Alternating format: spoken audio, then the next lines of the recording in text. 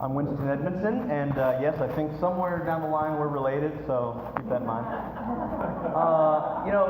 I'm running for mayor of Lewisville, and the position is interesting because unlike Dallas, in Lewisville the mayor has no real power.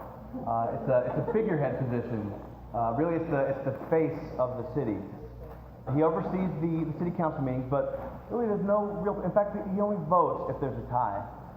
It's interesting though. With that role, there is an opportunity to elect someone that really wants to be a representative of the people, someone that enjoys getting out there, talking to people, getting them excited about living in Lewisville, keeping them updated, keeping them informed, bringing people to the table. You know, it's real easy to preach to the choir, but to elect a mayor that is able to increase the size of the choir, I think, is very important. So, looking at values, conservative values, I think that's going to be ideal. But in addition to that, there's something about personality and what comes naturally to the candidates.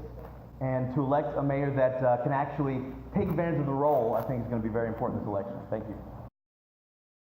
I would not support that ordinance, and I think this is actually a great role for the mayor in that he can explain things, he can communicate things to the community. Really, I found when people hear no, when they're hearing what they want, they're not going to get. If you take the time to explain to them the reason why, you talk about the free market and how it works and how, as a community, you can educate each other about the restaurants that you may not want to frequent because they have smoking or they allow e-smoke. So I think the mayor that can communicate with the people will have a community that really appreciates that, and they'll be able to accept some of these things that they may not initially agree with. So that's the kind of mayor I want to be. Thanks. This is actually a really important question. I love John DeDeath. He's a conservative firecracker. I love having him on the council. I love that vote. But for this role, where you have to represent all the people, I think it's important to elect someone that can actually represent all the people, someone that can bring the folks that you disagree with to the table and kind of be that liaison, because it does require some tact and some skills there that not everyone has. There's a role for being that, like I said, conservative firecracker, but for the mayor that represents the entire city, I think it's going to be more important to elect someone that can actually bring everyone to the table.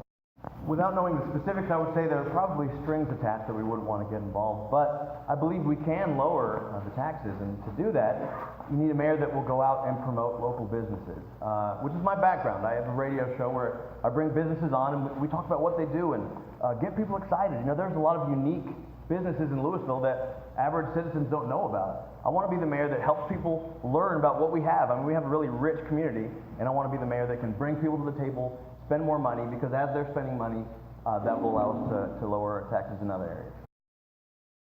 This is a great question. What I want to do is reset the expectations for the office of the mayor. Right now you have a mayor that kind of does just what he needs to do, what he has to do.